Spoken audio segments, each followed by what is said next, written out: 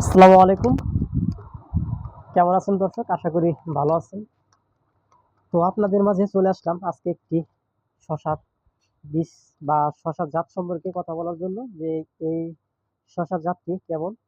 তো আমি নিয়ে আসলাম আজকে বনলতা হাইব্রিড শশা। তো এই জাতটা কিন্তু খুবই ভালো। তো এই সম্পর্কে কথা বলার আগে সবাইকে আগে বলে নিচ্ছি যে যারা আমার পেজে এখন পর্যন্ত সাবস্ক্রাইব করে নাই অবশ্যই কিন্তু সাবস্ক্রাইব করে নেবেন। এরকম শশার বীজ বা লাউয়ের বীজ আরো অন্যান্য যে কোনো বীজ আছে সবকিছু সম্পর্কে যে কোনো সম্পর্কে কথা জানার জন্য অবশ্যই আমার চ্যানেলটি সাবস্ক্রাইব করবেন। তো আর দেরি না করে আমরা কথা বলি। তো আজকে মেটাল সিড মানে এটা কোম্পানির নাম। তো এটা শশার জাতের নাম হলো বনলতা হাইব্রিড শশা। তো এই শশা সম্পর্কে আমরা আজকে কথা বলবো। এই শশা কিন্তু খুবই ভালো একটা জাত। এটা কিন্তু একটি গাছে প্রায় 10 থেকে 12 কেজির মতো ফলন দিয়ে থাকে।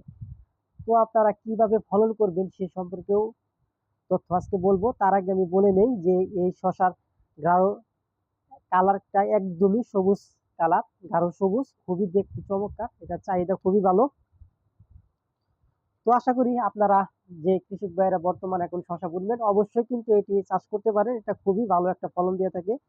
তো শশা চাষ করার আগে আপনারা ক্ষেত কিভাবে প্রস্তুত করে নেবেন সে সম্পর্কে একটা ধারণা দিয়ে থাকি। অবশ্যই শশা চাষ করবেন মালচিং পেপারটা নিয়ে, তাহলেই অধিক ফলন পাওয়ার সম্ভাবনা বেশি আছে। তো মালচিং পেপার কিভাবে টানাবেন, যেমন 2 ফিট 2.5 ফিটের বেড তৈরি করতে পারেন বা 4 ফিটের বেড তৈরি করতে পারেন। এরকম আপনার আইডিয়া অনুযায়ী একটা বেড তৈরি করে মালচিং পেপার টানিয়ে আপনারা শশার বীজ রোপণ করবেন, খুবই অধিক ফলন পাবেন।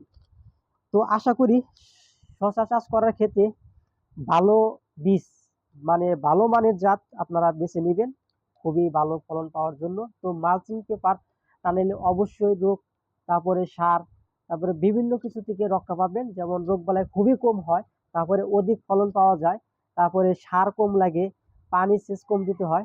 তো শশা চাষ করার ক্ষেত্রে অবশ্যই কিন্তু মাটি প্রস্তুত করে নেবেন। চাষ করার সাথে সার ভালোভাবে জৈব সার, রাসায়নিক সার, সব ধরনের সার মিক্স করে দিয়ে তারপরে শশা চাষ করবেন।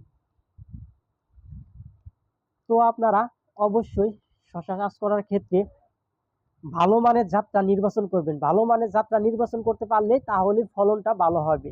তো আশা করি আমার ভিডিওটি অবশ্যই ভালো লাগবে। সবাই নেক্সটে আরো ভালো মানের ভিডিও আসবে। আশা করি সবাই আমার পেজে সাবস্ক্রাইব করবেন, এমনকি পাশে থাকবেন। ধন্যবাদ সবাইকে।